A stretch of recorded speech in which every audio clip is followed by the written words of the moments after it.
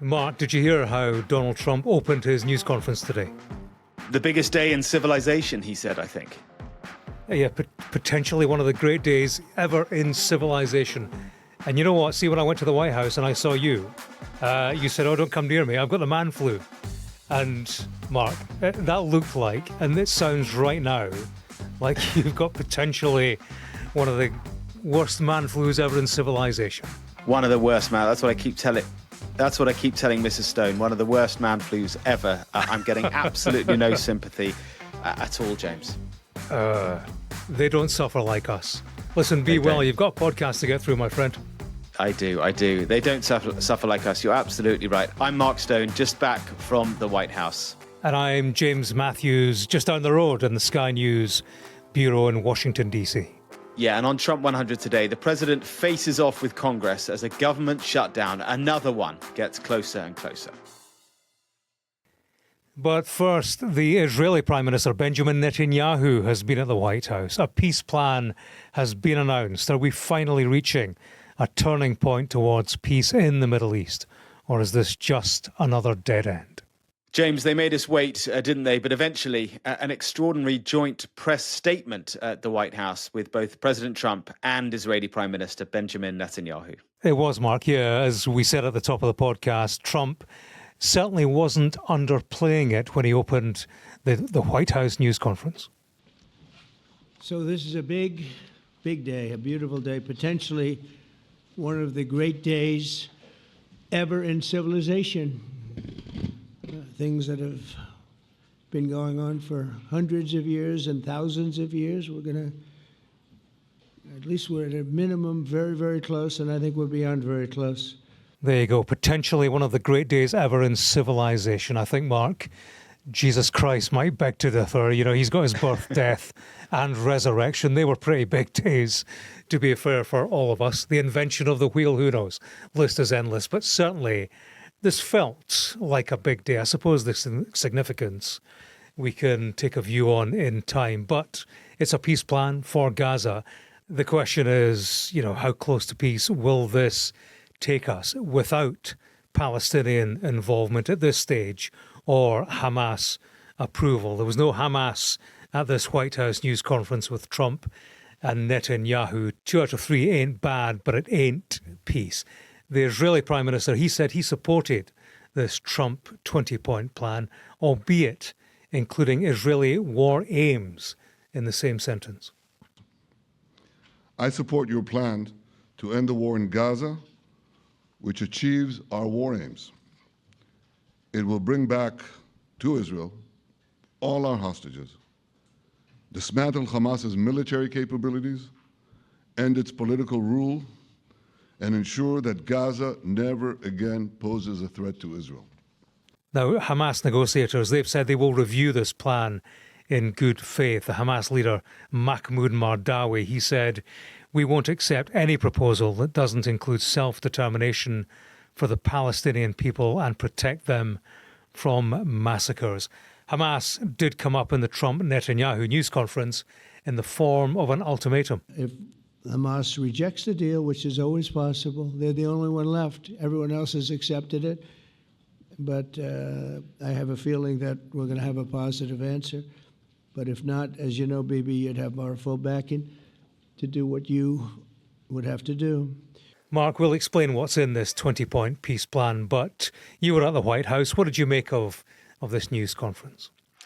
Well, first of all, James, as I'm sure you noticed, it wasn't a news conference. It was billed as such, but neither leader took any questions, which I think in itself is telling. I mean, these are two men who love to spar with the media. They love the limelight. They love to be able to answer any questions that come firing at them, that are fired at them, but not this time. No questions at all. It was Trump who, at the end of the news conference, said, "I don't think we're going to take any questions right now, unless you want to, do you, Bibi?" He turned to Netanyahu. Netanyahu clearly did not want to. I mean, many questions to be asked of him, given that there were quite a few gaps in this plan. But he said that he would take Trump's advice, and so the two men walked off with no questions. That, I think, speaks volumes for the fact that this is not a peace deal. It is a peace plan with one key element of it missing, and that is Hamas. I mean, like it or not, Hamas clearly have to be involved if this peace plan is to work, because they hold the key. They literally hold the hostages. And if they're not involved, if they're not going to buy into this and they're not going to release the hostages, well, then the deal is off. For me, James, there were a few positives. Let's go through those first, because first of all, it was clear that Trump has moved position on this delicate, controversial issue of the Palestinian people, the people of Gaza, where they go in any post-war plan. Remember, it wasn't all that long ago that Donald Trump was quite clear that they should just leave Gaza. Why would they want to stay in Gaza? He kept saying they should move out somewhere. Some other country around the world will take them. Well, that's gone now. He's shifted position there. He is clear that Palestinians in Gaza have the right to stay if they want to. That's significant. That's a positive. The second positive is the United Nations. They will be in charge, if this plan comes to pass, of aid distribution in Gaza. That's massively significant. At the moment, it's basically the Israelis doing it. That's controversial. So the UN involvement is key. But beyond that, James, I don't know what you thought, but massive gaps in all this, not least no commitment to a two-state solution. That phrase, two-state solution, doesn't exist in this 20-point plan. No commitment to Palestinian statehood at all.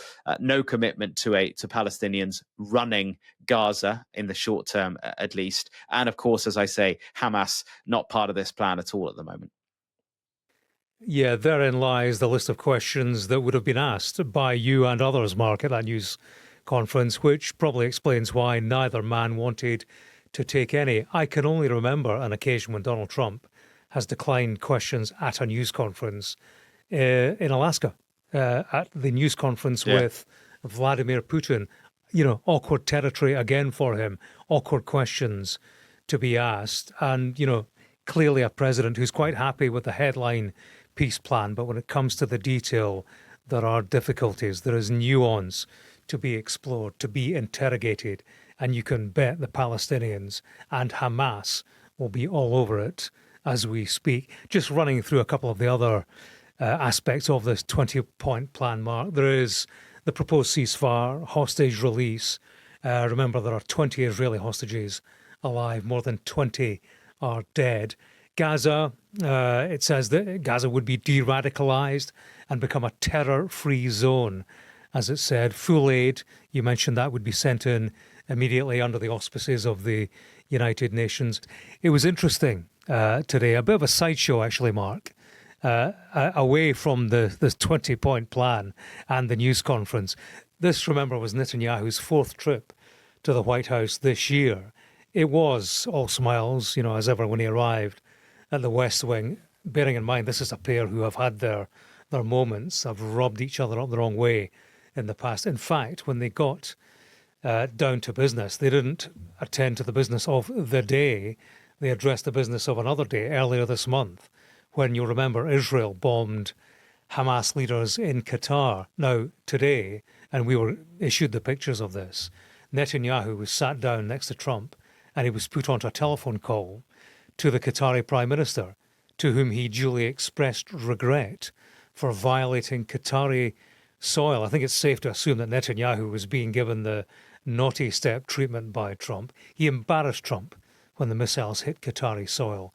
And Trump, well, he will have wanted to show Netanyahu who's boss, and would also have wanted Netanyahu to show good faith, I think, with one of the key peace brokers in all of this. Yeah, you say sideshow. I don't think it actually was a sideshow. I think it was a central reflection of what we then saw unfold. Because don't forget, as you point out, Qatar is a key part of this plan.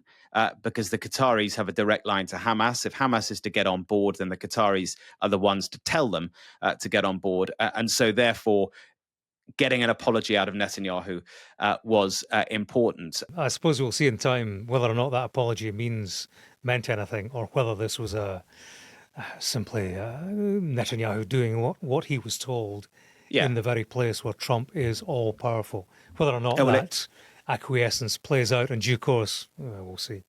Well, I can tell you something. I think the apology meant nothing to Netanyahu. He's done it many times before. He apologizes after intentionally doing something once his objective has been met. I don't think he meant the apology for one bit. I think it was kind of another emphasis of what I'd say is a fundamental truth throughout all of this, is that there are no good faith actors in this mess. Not Israel, not Hamas, and not America. They are all in it for their own, and none of them is acting in particularly good faith at all. And I guess that is one reason why we are where we are so many months after this. The latest iteration in this long Israeli-Palestinian conflict took such a devastating turn. And in terms of the cast of characters, enter Tony Blair, former UK Prime Minister, of course. To ensure the success of this effort, my plan calls for the creation of a new international oversight body, the Board of Peace, we call it, the Board of Peace, sort of a beautiful name, the Board of Peace, which will be headed, not at my request, believe me, I'm very busy, but we have to make sure this works.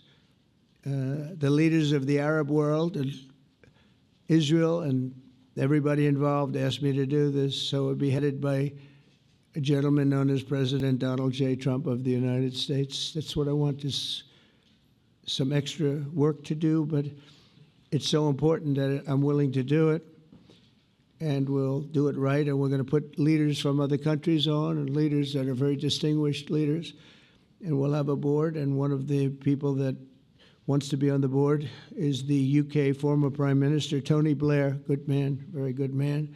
Yeah, remarkable. Tony Blair, we know that he has been in the background on this issue for many, many months now, intricately involved, working with Trump's son-in-law, Jared Kushner, he who said, before anyone else, incidentally, that Gaza represented a real estate opportunity. Well, these two characters, Kushner and Blair, have been behind the scenes for a long time.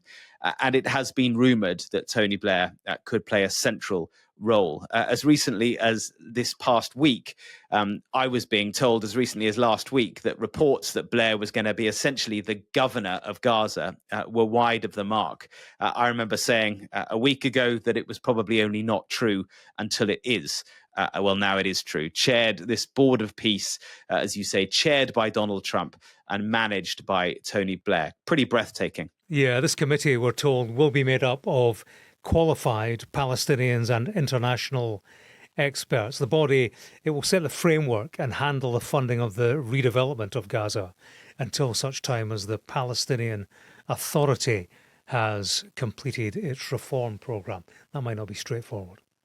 Yeah, and none of these Palestinian experts are mentioned. In fact, the only two names that are mentioned in this whole 20-point plan are one Donald Trump and one Tony Blair. So who are the Palestinian experts? Well, we know that in the short term, none of them will be none of them will be from the Palestinian Authority, because they cannot be involved. So the plan says until the Palestinian Authority has reformed, and clearly none of them will be from Hamas either. On Blair, don't underestimate how loathed he is across the Middle East. The legacy of the Iraq War runs very, very deep. I spoke earlier this month to a former senior advisor to the Palestinian Authority in the West Bank. This was at a point earlier in the month where, as I say, Blair was rumoured to have a key role, but it hadn't been confirmed. And at that point, a few weeks ago, this Palestinian said to me, and I'm quoting here, "Palestinians in general don't see Mr. Blair as anything else than a war criminal and a mercenary, and do not expect anything positive to come out from his involvement in a region he has already damaged." And incidentally, James, that was a cleared up when this Palestinian official first sent me a quote. It was full of expletives, and I said, "Can I quote you on that?" And then he sent me another kind of cleaned up quote, which I've just read you. So you kind of get the sense Palestinians not particularly on board with the idea of Tony Blair as the governor of Gaza. Yeah, it's a difficulty, isn't it? An absence of trust in the process and in some of the people.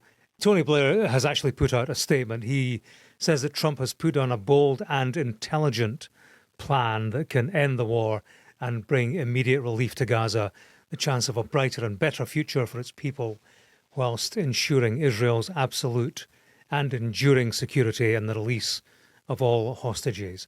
It offers, he says, the best chance of ending 2 years of war, misery and suffering. Yeah, James, my sense is that Gulf Arab governments, who are, remember, behind this latest proposal by Trump, they know Blair. He does have a relationship with them. I think that they've come to a position where they think, look, in the absence of anything better, maybe Tony Blair is the answer. And let's be clear, there's no one who is putting their hand up other than Tony Blair to say, I'll help sort out the Gaza problem. I had a message from one Biden official, actually, who I was talking to today to see what they thought of this. And he said to me, Blair has one thing going for him. He wants to do this for some damn reason. So I think that's a good point.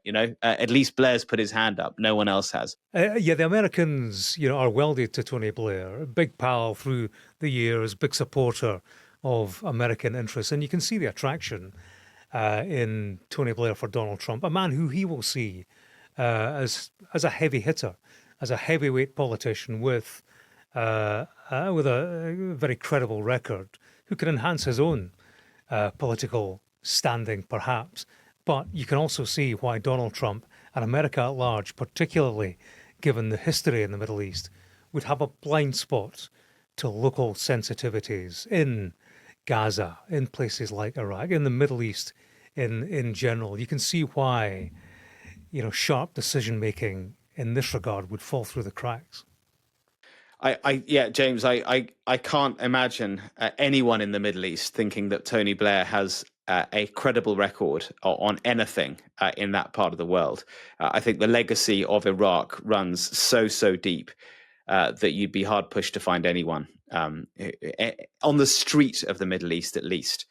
Perhaps the governments would hold their nose and say, "Okay, why not?" But he is a proper villain right across the Middle East. I don't think there's any question about that. But look, in the absence of Trump and Netanyahu taking any questions, I did spot Trump's Middle East envoy, Steve Witkoff, a little earlier outside the West Wing. And I managed to get a few questions to him about this plan and about Tony Blair. I'm hopeful. I really am. What's the difference this time? I think that all the stakeholders in this, the people who it matters to, they want to see it happen. And the president believes it's going to happen and is dug in, and that's what really gives me hope. He gets to the finish line. I've never seen anyone in all areas, and I know him for a long time, who gets to the finish line better than President Trump. What about assurances for Palestinian self-determination? Is there any assurance for Palestinian self-determination? Of course, I think so. Yeah, I just think they have to prove.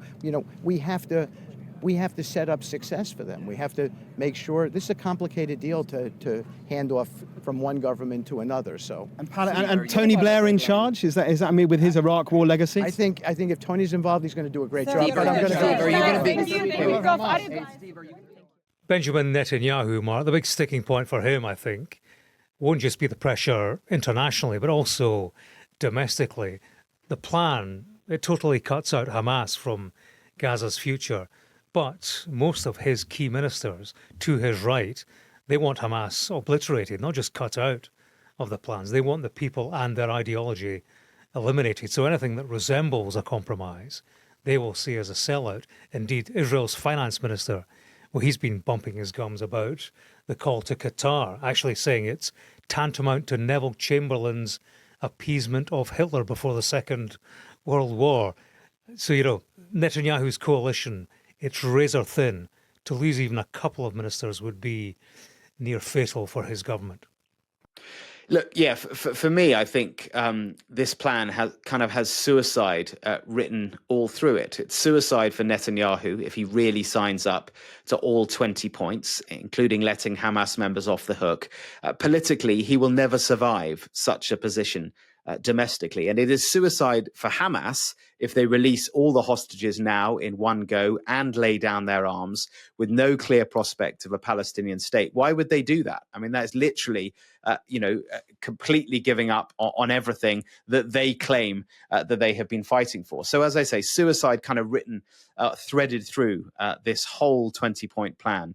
which is why I think, it is by no means a deal. And tragically, James, it is also so similar to a plan that was put forward by President Biden in May last year, well over a year ago. Biden put forward stages 2 and 3 of his then ceasefire plan, which looked almost identical to what's being proposed now. And clearly that is tragic because in the time that has passed, tens of thousands of more Palestinians have died. So what a disaster, really. Now, James, other big news in Washington on Monday. Just after the meeting with Netanyahu, the president faced off with congressional leaders with no less than 2 days to go before a government shutdown. Neither side is blinking. I don't know about you. We've both been in Washington a little while. These government shutdowns come and go, don't they? And actually, I'll admit something. I've lost interest in them because they take it to the brink and then everything's fine. And I just can't be bothered with it all. Yeah. But maybe this time it's different. Maybe there will be a shutdown. Yeah, well, it's one for the nerds, the shutdown story, isn't it? And actually, it might be the revenge of the nerds because it kind of looks like it might be happening. The government shuts down when Congress doesn't reach a funding agreement for some or all of the agencies by the start of the fiscal year. The current year ends at midnight tonight, so no agreement, all non-essential work stops. The last time this happened, before my time and I think yours, Mark, I was under Trump's first term in 2018. The government shut down for 34 days. More than a third of the government's 2 million employees were not paid. Yeah, I guess part of the problem, James, is that America loves a drama. And the American cable networks, more than anyone else, love a drama. And so the idea of the whole government shutting down with a deadline and a clock ticking, it's a proper drama, and it keeps the eyeballs on the cable news channels. But you're right. I think this time it does feel a little bit dicey. Both the House and the Senate divided by the tiniest of Republican majorities, and the Democrats and Republicans deeply polarized. So it feels as though a shutdown could well happen. And to try and find some common ground, the president met the key Democratic players, Hakeem Jeffries and Chuck Schumer. They came to the White House hot on the heels of Netanyahu, who was out of one door. They were into the other. And they tried to talk it all out. They tried to hammer out some sort of compromise. Yeah, but no white smoke yet. We do appear to be heading towards a shutdown. J.D. Vance, flanked by House Speaker Mike Johnson, they spoke outside the White House on Monday afternoon. This is J.D. Vance. We think the American people are going to suffer because these guys won't do the right thing. Democrats Hakeem Jeffries and Chuck Schumer, they also spoke. They said they'd requested repeated meetings before Monday, that they have very large differences in opinion. They said the bill, this crucial bill in question, didn't have one iota of Democratic input. Strong stuff from a man who's been in the Senate for a quarter of a century. Yeah, so the Democrats, James, are saying that the ball is very much in the Republicans' court now. Here's Hakeem Jeffries. And we are not going to support a partisan Republican spending bill that continues to gut the health care of everyday Americans. Period. Full stop. Yeah, stalemate for now. Will either side blink by midnight tonight? If they don't, hundreds of thousands of people, including American troops, they won't be paid come Wednesday.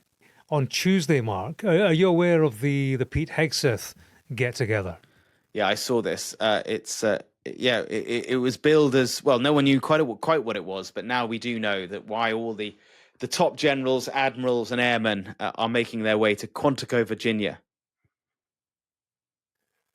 That's right. Yeah, Hegseth has called them in for a big meet. He's going to talk about embracing the warrior ethos, set out his vision for the new military. I hopefully will be there a bit later. But interestingly, there's a tie-in with this possible government shutdown. It's a big meeting. The Washington Post is reporting that flying in, lodging and transporting all these military leaders, some of whom are coming from the Middle East, Europe, the Indo-Pacific, they're saying this will cost millions. If the government shuts down on Tuesday night, it could leave some of these key personnel stranded from their units far away, which is a massive logistical concern and also clearly a big security concern if you have the top brass stranded in the vicinity of Quantico, Virginia. Yeah, it's a double security concern. A, it's a concern that they're not at their bases around the world, and B, it's an even bigger concern that they're all in one place and everyone knows they're there. I mean, that the whole sort of genesis behind this meeting is very, very strange indeed. I'll be fascinated to see quite what the point of it was. Yes, and for top generals, the military top brass to be addressed, to be summoned from around the world by. Yes, a military colleague, but an infantryman who was in the National Guard, who did see active duty abroad, but is going to lecture some of these career military men and women on how to do soldiering. I can almost hear the toes curling. Brass neck to the top brass, eh? Very good. Now, James, from the military to golf. Are you a fan of golf? I'm not. I have to say I'm not, no. Five-a-side football, but no, I can't swing a club. Yeah, well, it's all been kicking off at the Ryder Cup, hasn't it? Yes, there's been some misbehaviour. Crowds have been chanting, crowds have been abusive and chucking beer. Sounds like every other Saturday, Easter Road, but... not at this place. Yeah, ugly scenes at the golf. Some obviously putting this down to Donald Trump, blaming him. He gets the blame for perhaps bringing a bit of ugly politics into the sports arena. What do you reckon? For me, I'll be honest, Mark. It added to the spectacle. To see the passion of the golf crowd. To see division, I suppose you'd call it, but one section of the crowd against the other, the players getting involved, Rory McIlroy telling the crowd to shut the F up. That actually, as a sporting spectacle, has an appeal, and actually, I think it has an appeal beyond the realms of golf. But I think the golfing fraternity at large looked down on that kind of behaviour. I can tell you. They did. I'd covered in 1999, you won't remember, the Battle of Brookline. America won the Ryder Cup, basically. And for the first time, golfers, started dancing on the 17th green. And golfers, the golfing world was appalled by this, choking on their pims. And there was real serious fallout, apologies and all the rest of it. The day after that happened, at St Andrews, there was a Pro-Am event, the Alfred Dunhill Links, and it's one of these occasions where you get top, Hollywood stars coming from around the golf, and they're very accessible. They're all in a good mood, prepared to talk. So I went to ask their reactions to this golfing scandal of the day, and interviewed Michael Douglas, David Ginola, Chris Evans, but also Michael Jordan, the Michael Jordan, basketball icon, and I ran up to him, and I said, "Oh, hi, Michael. We're from Sky News." And he looked at me and he said, "Sky News." And you know what? I actually forget what he said after that because we had him saying Sky News on tape and we actually used that as a promo for the channel. But, Michael Jordan wasn't worried about dancing on the golf green, and I don't know about you. Were you offended by it? I didn't see it, to be honest, James. Didn't see a bit of it. So you're too busy working in New York. You could blame Donald Trump for a lot of things. Blaming him for the golf misbehavior on the green. I don't know. On Truth Social, he reacted to a video which sounded kind of quite good sport. I thought. No. Yeah, I thought he played that well. It was Rory McIlroy and the other players chanting to camera, "Are you watching Donald Trump?" And his response was, "I am watching. Congratulations!" ! So yeah, so good exactly. on you, Mr. President. Good sport. I thought so too. I thought maybe there were some ugly scenes, but I thought that moment on his Truth Social page was good sport indeed. Anyway, that is all we have got time for today. Another day of Trump 100. Another twist, another turn. Stay tuned. Or as always, email us trump100@sky.uk. When are we back, James? We are back tomorrow, I think. Busy day. Pete Hegseth, 4-star generals et al. Absolutely. Looking forward to it. Bye for now. All the best.